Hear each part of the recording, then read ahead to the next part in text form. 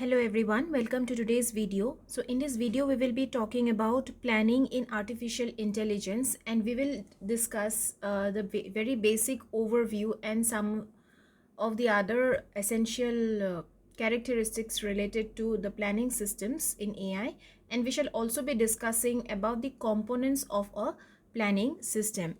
So talking about planning, so in case of real world problems, so planning basically is a process or a task of coming up with a sequence of actions which will achieve a goal. So basically it is a passive process of coming up with a sequence or generating, let us write down a passive process of generating a sequence of actions, a sequence of actions which will help us to achieve our goal. So that will achieve a goal. Essentially, we have to understand that whenever we are planning about any scenario or planning about any situation, it has to be a goal based planning, because it is baseless if we start our planning in the direction in which it will not lead us to a goal, or it may lead us astray. So basically we can consider planning as a search based problem solving agent. Okay, so planning agents can also be considered as a search based problem solving agent, and it can be implemented in this domain, which is a problem solving agent, or we can also consider a search based problem solving agent. Okay, so planning can be incorporated here. It can also be incorporated in logical planning agent as a logical planning agent, which will apply different rules and operators in order to plan about any particular situation, and it can handle complex or large problems. So these are the things which are associated with planning. So basically we have to understand, sorry, this should be problems. So we have to understand that it is basically a passive task. Unlike our problem solving tasks, which are processes, which are basically active processes, planning is a passive process which will generate the sequence of actions towards in which will help us to reach the goal or towards the goal. And it is incorporated as a search based problem solving agent as well as a logical planning agent, and can handle complex and large scale problems. So in order to keep our discussion limited, we will be considering classical planning environment, so which are fully observable, deterministic, finite, static and discrete, whether we are considering in time domain or their objects and the effects. So we will be considering planning from the perspective of classical planning environment. Okay, so this is a very standard planning environment where all the information about a particular environment is known, and we can determine the sequences as well as the boundaries are limited, the parameters are static and is discrete. So moving ahead, if we are considering about the problems with standard search, so if we are considering the problems with standard search, so basically if we are considering any standard searching algorithm, so standard searches simply they will be going through the different branching factors which are there and different options which might be there, and finally it will choose the best possible option based on some heuristics. So however, the standard search problems or standard search disadvantages lies in several aspects. So what are those aspects? First of all, they are overwhelmed with irrelevant actions. Okay, overwhelmed with irrelevant actions. So in order to solve or go for the next possible step, we have to perform some actions, and these actions rather it will not help us or it will have minimum impact on reaching the goal, but it will increase the number of steps which we need to consider. It will increase the number of branching factors and number of branches which we need to consider. So the one disadvantage about the standard search problems are those. The next one is basically finding a good heuristic function is difficult. So finding a good heuristic function is difficult. So since heuristic depends upon estimations, and having a proper estimation technique or proper estimation process based on the particular scenario, it is again cumbersome and difficult in order to implement. So if we do not have a good heuristic function, essentially we will not be able to solve that problem in an efficient manner. And the next one is that it cannot take advantage of the problem decomposition. So problem decomposition is it will not be able to consider, or it does not consider the problem decomposition is not considered. Okay, it will not consider this particular scenario at all. So when it is not considered, essentially it means that we have to perform an exhaustive search, and whenever we are doing an exhaustive search, essentially the time complexity as well as the space as well increases.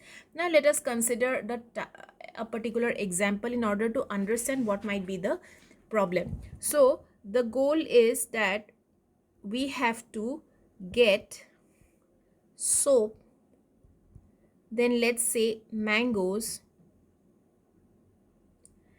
and a screwdriver. So this is the goal for us. Now in this condition where we have a large scale or the scope is very large, that means the objective is to get 3 different objects from 3 different stores.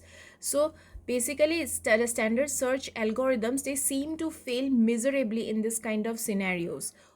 The reason is because they have huge branching factors and also heuristics,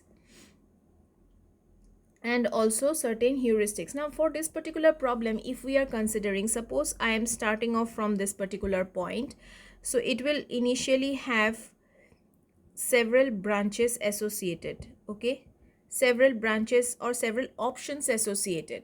So for a particular person early in the morning, like he might be going to school,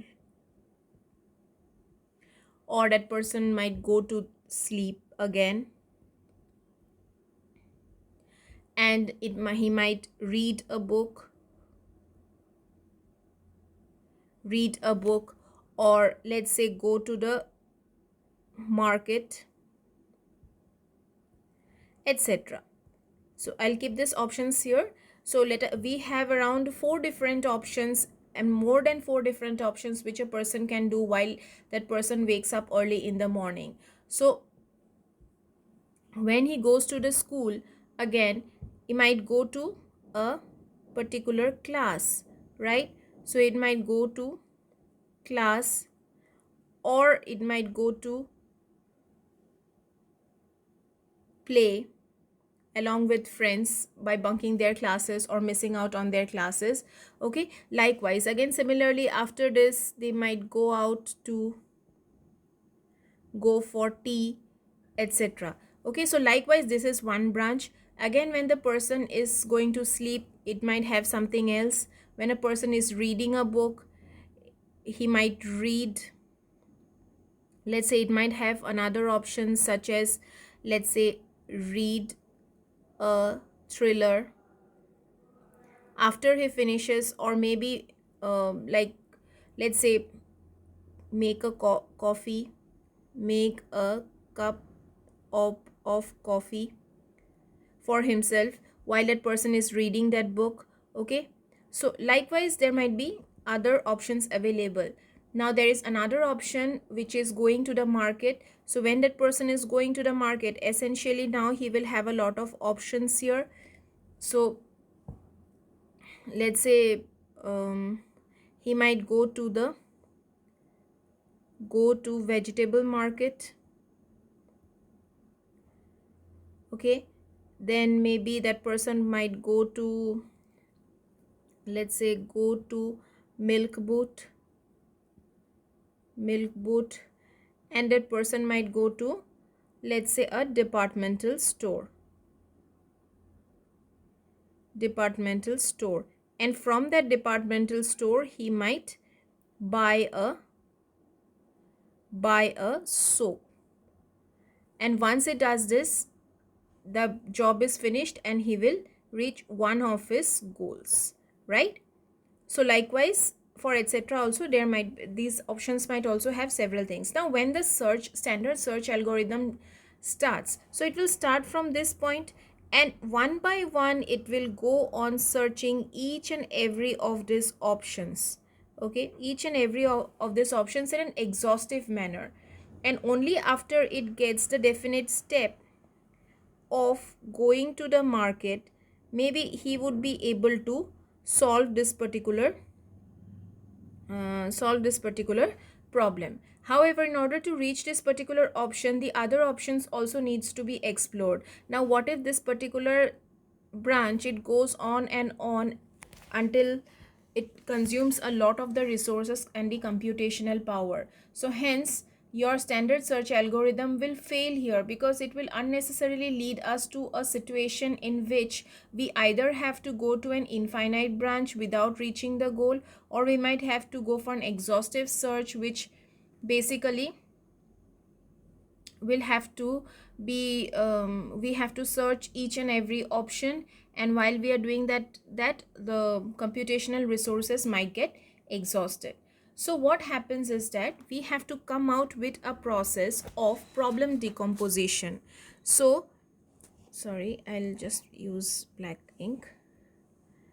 Yes, so what we are trying to do is we will be trying to decompose the problem. So problem decomposition is a very very essential step in your searching algorithms or in problem solving agents. Okay, so here the assumption is that perfectly decomposable problems are rare, but they can be very very effective.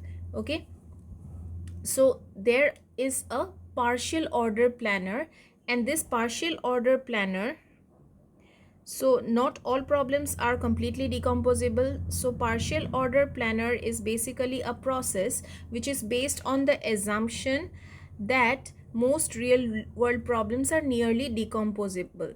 So we have to assume the partial order planner, and we will have to consider that all the problems in this real world or in this world are nearly decomposable. So if we have this particular concept in our mind, it will help us immensely, because it will not encourage us to go for an exhaustive search.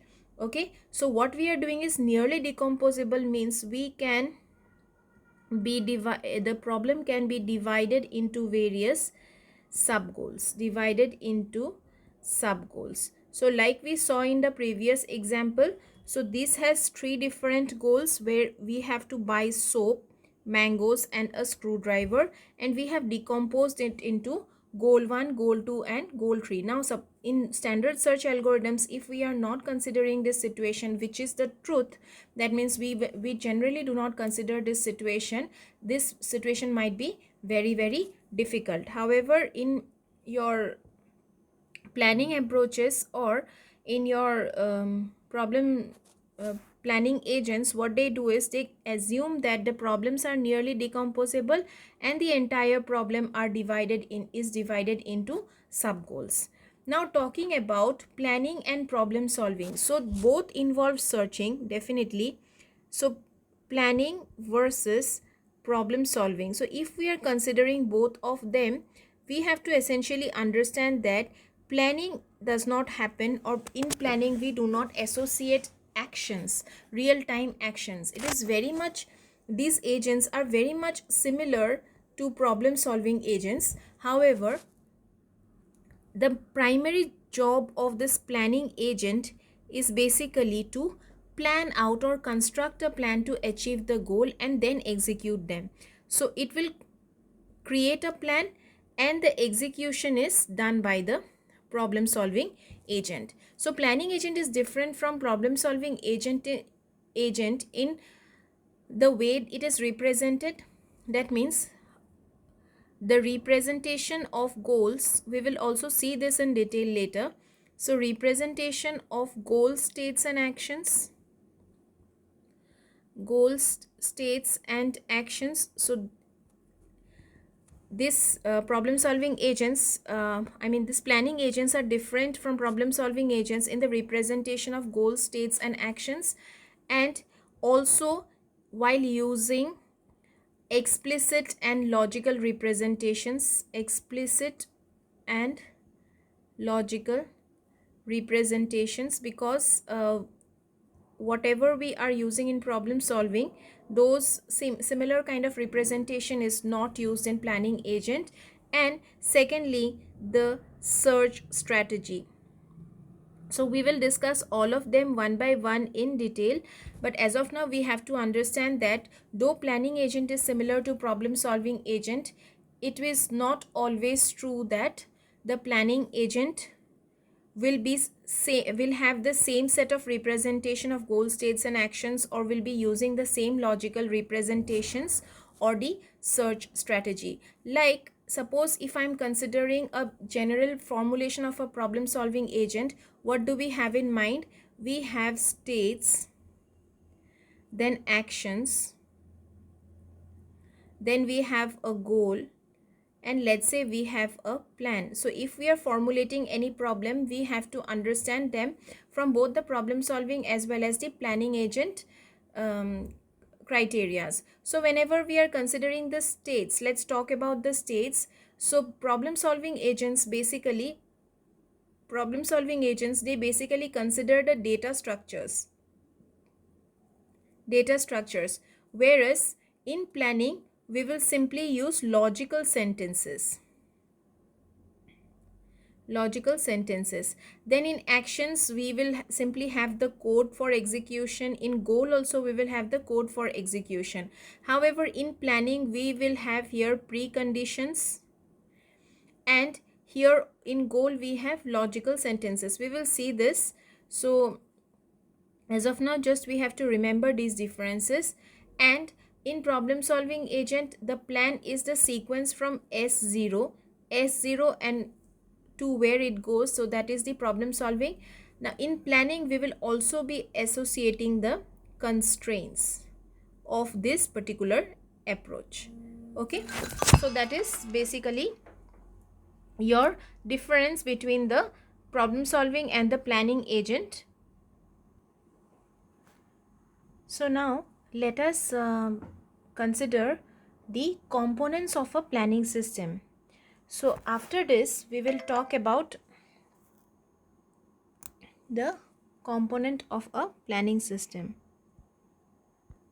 So if we are considering the components of a planning system, we can categorize these components or this entire architecture into two different types. The first one is the classical planning. So this classical planning components, they are basically those planning components which should be there within a particular framework or within a particular architecture. But we also have another planning framework or another component or architecture of framework which is known as the practical framing or practical planning component framework. So classical planning and practical planning, both of them, they have similar components. However, the additional factors which are associated with practical planning is basically scheduling and monitoring. So let us first look in monitoring. So let us first look into the first component diagram, which is the classical planning diagram. So if we are considering the classical planning architecture or classical planning diagram, so basically it has four different components: actions, operators, world model and the plan. So first let us draw it. The first one is the classical planning. So if we are considering this classical planning, So we have 4 different components, and we will also look at the communication between these components. So the first component is the action. So we will just use a box in order to represent the components. Then we have operators, and finally we will have the world model. So these are the 3 primary components of the component diagram of a planning agent, and we will have certain processes associated with it. So planning is a process, and then we have a plan which is basically an outcome of this particular component as well as processes. However, this plan is basically a component. So what we can do is we can use a different color to represent the contributions or in the form of arrows. So all of these components will be guiding the planning process in order to prepare a detailed plan, and this plan is then executed. So we will have an execution process after this particular plan. And also this is basically the boundary of the intelligent system, which is basically the planning agent. So this is the boundary of the intelligent agent.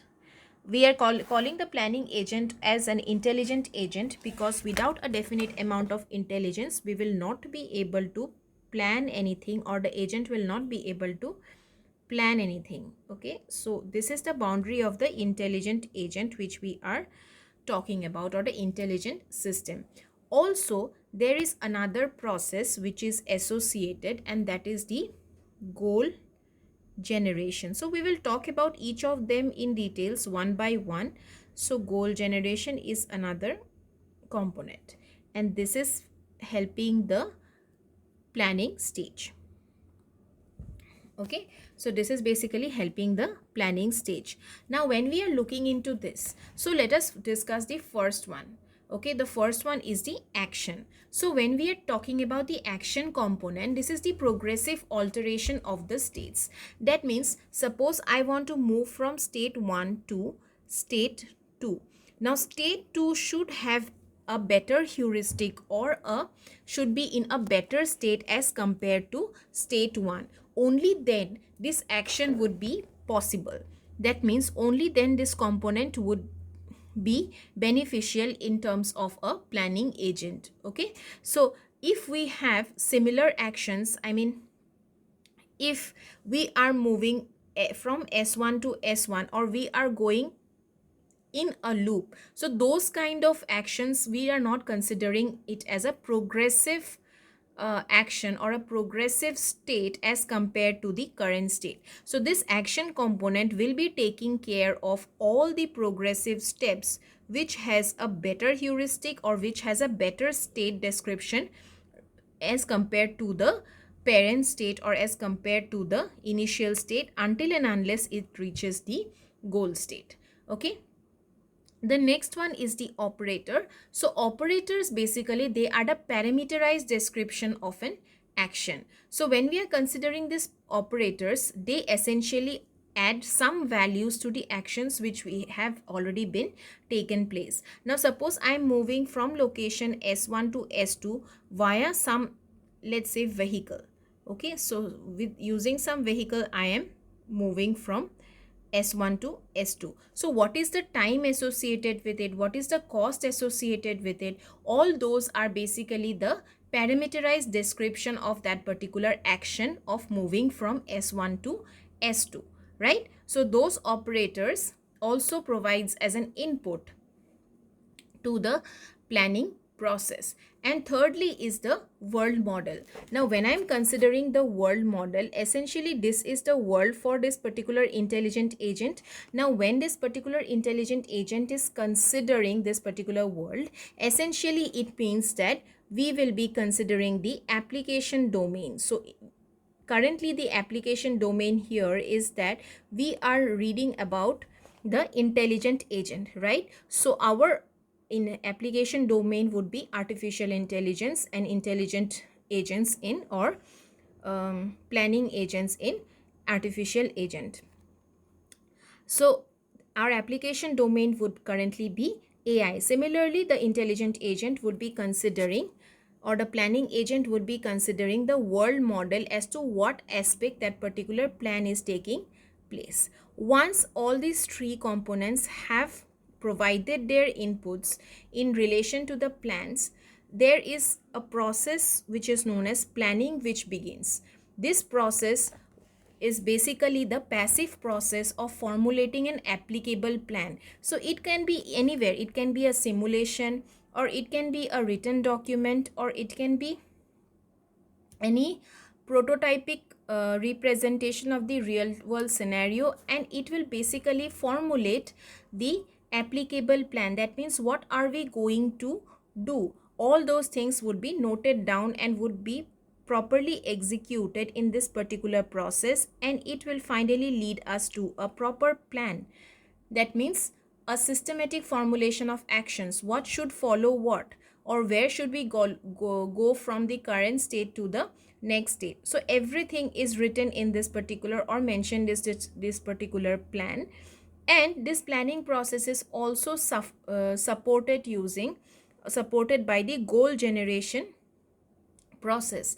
Now, when we are talking about a goal generation process, essentially they are the desired property of the world state. That means if I'm considering this world, essentially what would be the aim of this goal in order to reach the goal, right? The primary objective of this world state would be to reach a particular goal. So those goal generation processes would be supporting the planning activity, because even though I have the steps, even though I have the progressive alteration of states, or the parameters associated to those actions, and also the world model, but if I'm not planning in the direction of the goal, that means all the plan or the entire plan will prove to be futile, and we will not be able to reach our goal in the desired time, or in the desired resource constraints.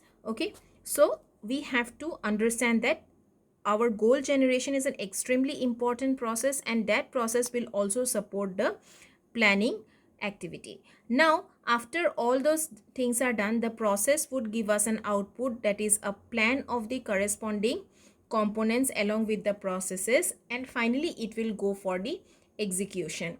Now, this execution is actually the real output of a plan.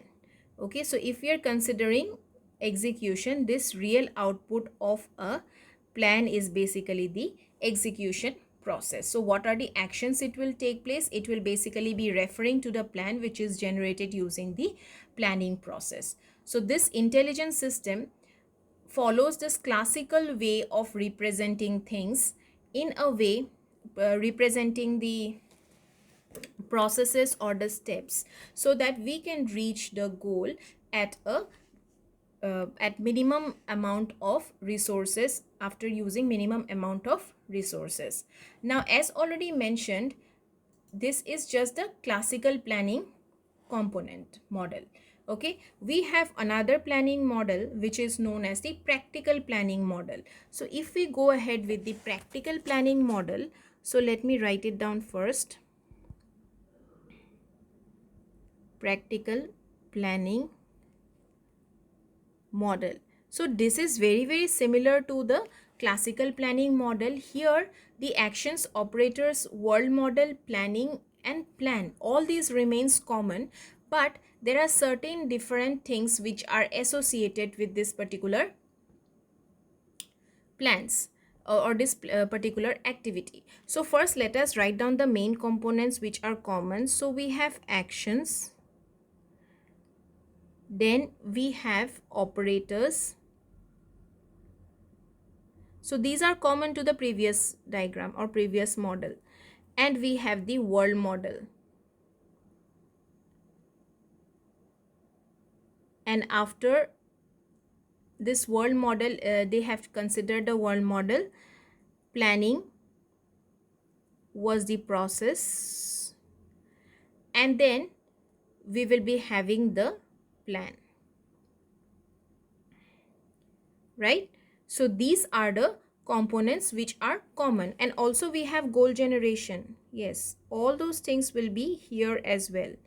But in order to associate some practicality, that means let us say I have a particular objective or I have a particular goal. Now that goal I might reach that goal in 1 year, in 1 day, or in 10 years, or in 100 years. So according to my requirement, I have to schedule the objective.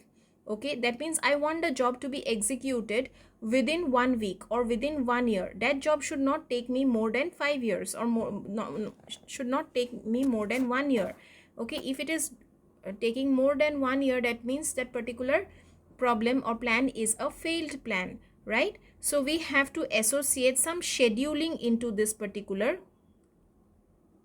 concept already, or the model. So scheduling is a very necessary step when it comes to practical planning. Also, after it is scheduled, we have to go on monitoring the schedule. It is similar to doing any project. So when we have a project, we draw the Gantt chart or the work breakdown structure, right? So when we are doing that, essentially we are scheduling whether that particular objective could be achieved in that particular period of time or not. Otherwise that plan is not a correct one. So now let me draw the other components which plays a very important role here. So we also have a component which is known as planning knowledge. So this component will basically give us an idea about the planning capabilities of the agent, whether that agent is capable of planning or not. Okay, so planning knowledge, this is a component. And we also have a component which is learning knowledge. So this learning knowledge again will be representing the required knowledge from experience and the environment. We'll learn a lot of things from the environment and from our experiences, right? So this learning knowledge is basically, this component will be providing inputs to the learning process, based on which we will be able to enhance the planning knowledge as well. Okay, so let us first do this. Okay, so learning knowledge will provide input to the learning process, and this learning process will help to upgrade the planning knowledge which is already there. Okay, so planning knowledge is already there. Whether the agent can plan or not, that is already understood in planning knowledge. Now if the agent is learning on its own, then the learning knowledge will provide some sort of input to the planning knowledge so that it can enhance the planning knowledge component, and then it will be doing a process which is known as meta planning. Now meta planning is basically planning about the planning. That means getting a brief idea about or reasoning about the planning. Okay, so it will just have a brief idea about the planning, and this planning knowledge will be providing input to this meta planning process. Okay, now coming to the actions, this will have the same things which are associated in our previous diagram. Okay, so operators, it will be again providing input to the planning, as well as we will also provide these are bidirectional arrows basically, because at every step we need to go back and update the operators or update the action. So it is a bidirectional process. So scheduling also will change accordingly if we make certain changes. Okay, and monitoring also will change accordingly if we make any changes. And goal generation, this will provide some input to the planning stage, and also we will have a plan which will finally lead us to the execution process.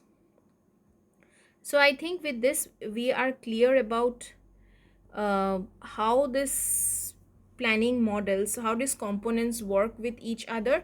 And finally, from the monitoring, we will have another component which is known as perceptron. So perceptron is a component or an entity. Perceptron is a component or an entity of artificial intelligence which will be supporting the scheduling and monitoring processes. Okay, so this perceptron, and it will also behave like a learning component for the entire model. And based on this, the knowledge of this perceptron, the planning knowledge would also get updated of a particular intelligent agent, and it will be able to work in a much more planned manner, so that we can get an effective plan for execution. So if I have to draw the system boundary for this, so system boundary is extremely important, because the intelligent agent, they basically, or the planning agent, they generally do not have goal generation as a process within the agent's scope. Okay, so this is the boundary of the planning agent. So this is basically the practical planning model. This part, that means actions, operations, world model, planning, plan, execution, and goal generation. This is the classical model, based on which there is an improvisation which is introduced, and a practical planning model is derived from the classical planning model. So all these are bidirectional arrows which will be providing inputs to the following components, whichever is there. So with this, we come to an end of the components of the planning system. We will talk about the different types of planning, as well as a brief introduction about strips, and how we can use it, how the predicates could be represented in using strips, in my next video. Thank you.